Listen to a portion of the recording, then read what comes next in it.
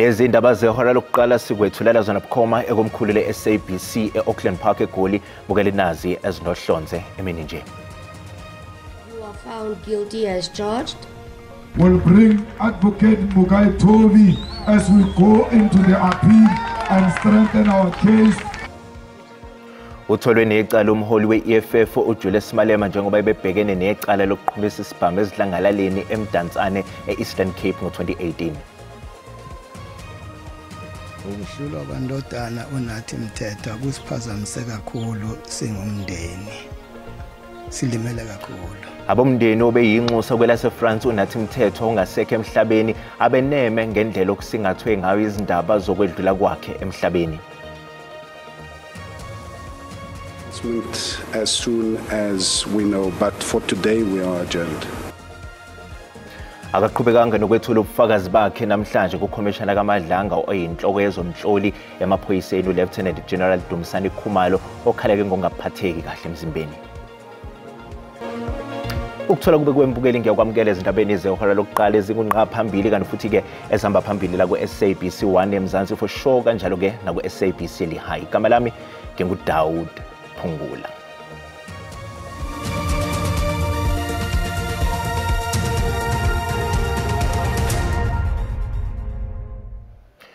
Utholakale necala umholi we-EFF uJulius Malema njengoba bebhekene necala lokuqhumisa isibhamu ezidlangalaleni eMdantsane e-Eastern Cape ngo-2018.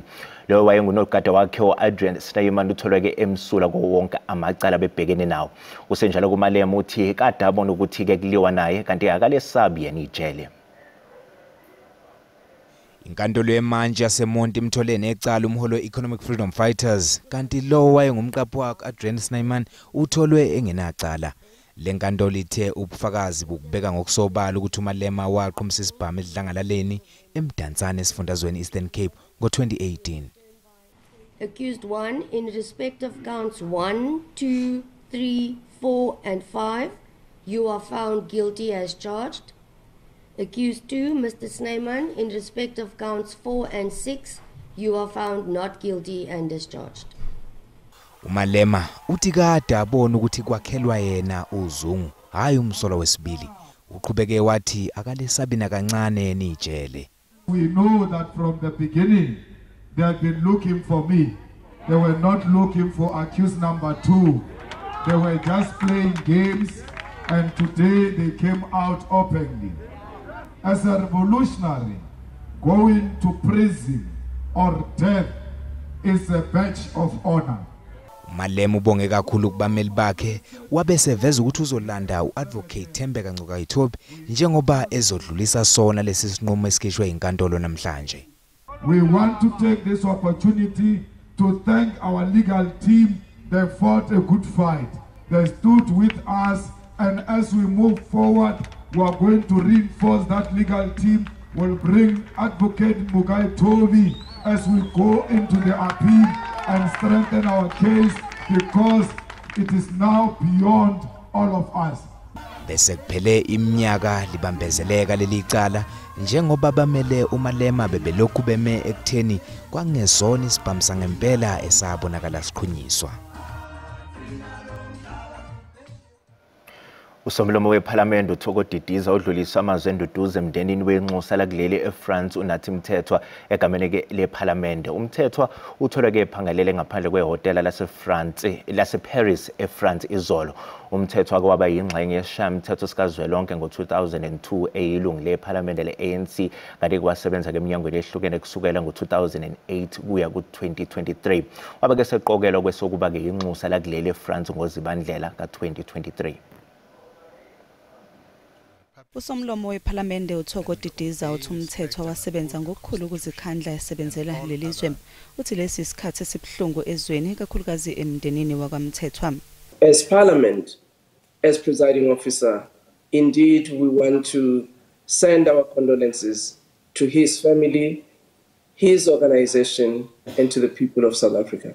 Kusenjalo ungqongqoshe zobudlelwane namazwe omhlaba uRonald Lamola uthi uhulumeni uzolinda iziphathimandla zaseFrance ziphothule uphenyo lwazo ngokushona kukaMthethwa ngaphambi kokuqala ngohlelo lokubuyisela isidumbu sakhe kuleli. The family will obviously decide on the processes in relations to his funeral. They will obviously be in consultation with the government, which then announcements will be made at the right time once all the consultations and the decisions have been made by the family in consultation with government. Kusishaqisile kakhulu ukuzwa ukushona ngokuzuma kukaMnumzane uNathi Mthethwa obeyinxusa lethu lapha eFrance. Insizwe sasebenza naye kahle kakhulu la kwaZulu Natal ngesikhathi ngokuhlalo la eSouthern Natal yena omabhalane wolusha Luka Khongolose. Lesi sigameko senzeka nje igama likaMthethwa belisanda kuba sematheni ngesikhathi ekhonjwa ngenjumbane nguLieutenant General Nhlanhla Mkhwanazi nothe uMthethwa waphoqa lo wabe ngumseshi jikelele wezobunhloli uAdvocate Faith Radebe ukuba ahoxise icala lobugebengu elabelibhekene nalo wayinhloko ezobunhloli uRichard Mdlulini. Ezindabeni ze-SABC ngengusithulile Mdleje. Abomndeni obeyinxusa kwelaseFrance uNathi Mthethwa ongasekho emhlabeni abeneme ngendlela okusingathwe ngayo izindaba zokwedlula kwakhe emhlabeni. uMthethwa utholakala ke eseshonile ke ngaphandle kwehotela eParis eFrance izolo. Intatheli yeSABC uNonjabulo Magama ohambele ke ekhaya kwaMthethwa endaweni yakwaMbonambi. Sinibingelele ke babukele emakhaya njengamanje ke sikhona lana ke kwaMbonambi ngaphansi ke kwesizwe sakwaMthethwa khona la kwaZulu Natal sekhaya ke lababa ke uNathi Mthethwa ubeyinxusa ke leNingizimu Afrika khona la eFrance.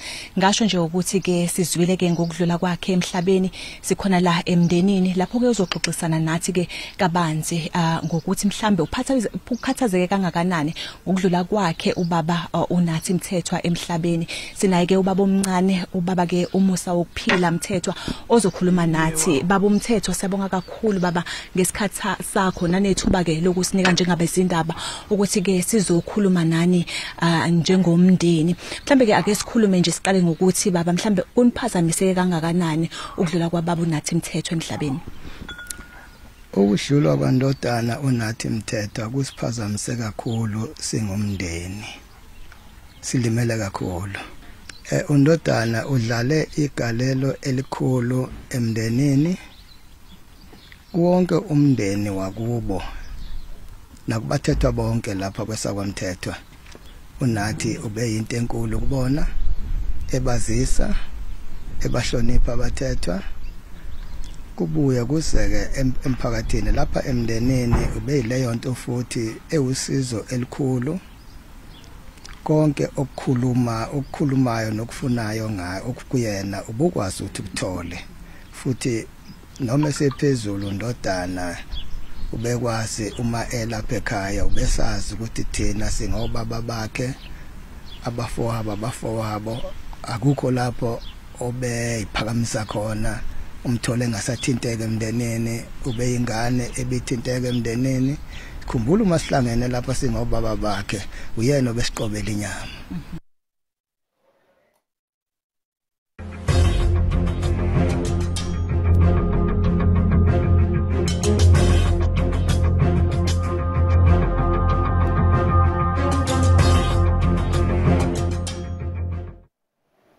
Akaqhubekanga nokwethula ubufakazi bakhe namhlanje kukhomishana kaMadlanga oyinhloko yezomhloli ke emaphoyiseni uLieutenant General Dumsani Khumalo.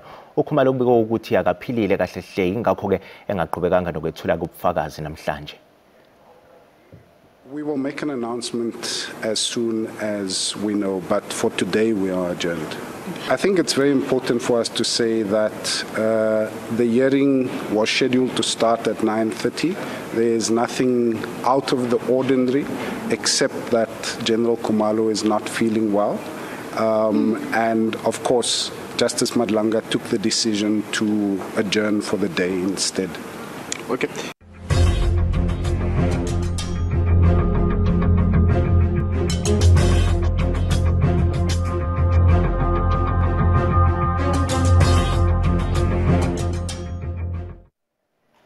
Njengoba isivumelwano se-Agos siphelelwe ke isikhathi ngokusemthethweni, ungqongqoshe wezohwebo, izimboni kanye nomncintiswano Parkstar usanethemba lokuthi ke sizovuselelwa ke maduze. Kanti ke nongqongqoshe wezobudlelwane ke namazwe omhlaba uRonald Lamola naye ke ubalule ukuthi unethemba ke njengoba ke izingxoxo ngalokho zisaqhubeka. Ihhovisi lezohwebo nezimboni lithi likhona ithemba ngokuvuselelwa kwesivumelwano se-AGOA. The overall message was that there remains broad support for the renewal of AGOA in Congress across the aisle. However, questions remained on the period of renewal, the timing of when AGOA will be renewed, and also the legislative vehicle for renewal. On the period of renewal for AGOA, the consensus suggests that AGOA may be renewed for a short period of between 1 to 3 years to allow Congress to introduce changes and improvements to the program. Ungqongqoshe wezobudlelwane namazwe omhlaba uRonald Lamola naye uthi unethemba ukuthi AGOA isengalulwa noma unyaka owodwa.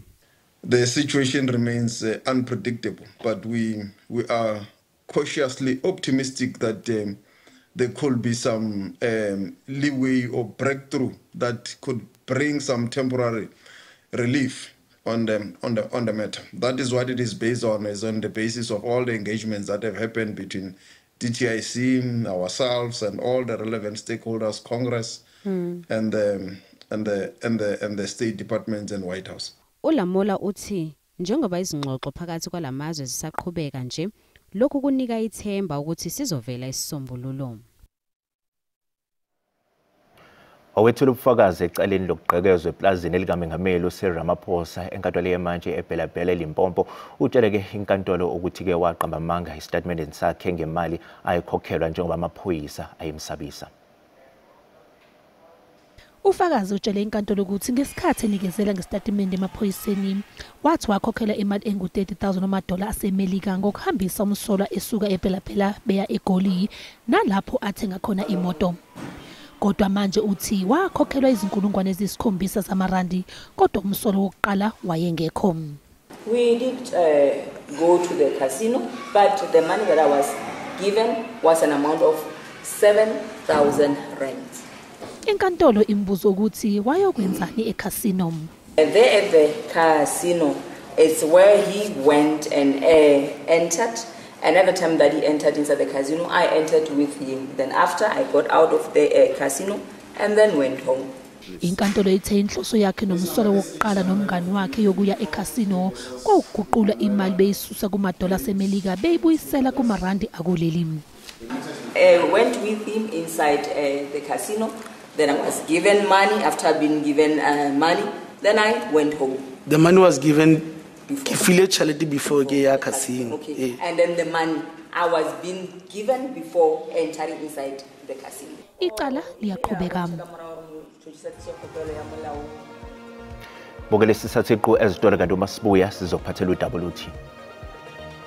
At night, even when I'm coming from the library to my Rayside art block, you do feel a sense of unsafe. Umbutho wamaphoyisa kanye nomnyango wemfundo ephakeme usemzamweni wokuqinisa ezokuphepha emanyuvesi akuleli lokuza emva kokubonakala kokwanda izigameko zobugebengu ezibandakanya abafundi ekakhulukazi emanyuvesi.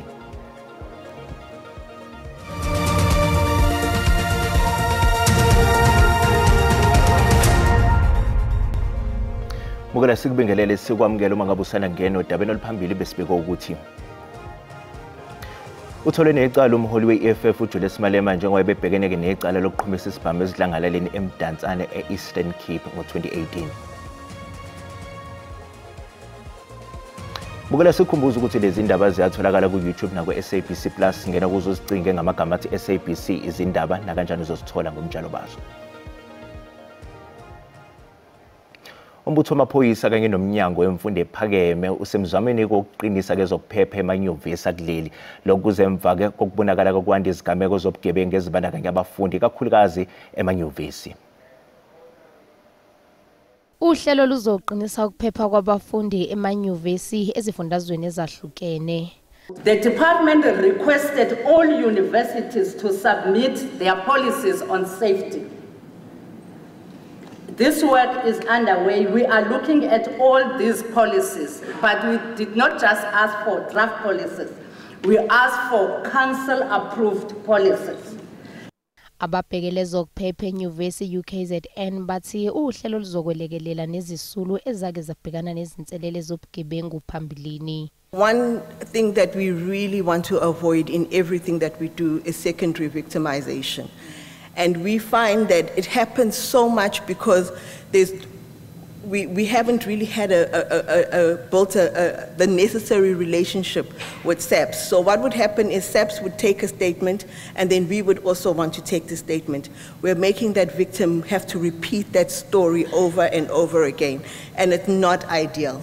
So that's one of our biggest challenges, where we hope that out of this we'd be able to come with the solution where we only need to take one statement. Abafundi balwemukele lolu hlelo. Nights, even when I'm coming from the library to my race at art block, you do feel a sense of unsafe, since if your friend comes and tells you like, hey, I've been robbed, my phone has been stolen away from me, so obviously you'll feel unsafe. Lo mbuthano uzophothulwa namhlanje. Okhulumela umnyango wezemfundo eyisisekelo eGauteng Steve Mabona uthi ke lo mnyango awukwazi ukukhokhela ke izinhlangano ezihlinzeka izingane ngokudla ngenxa ke yezinkinga zemali. Umabona usola kokunyuka kwesibalo sabafundi kulesi sifundazwe.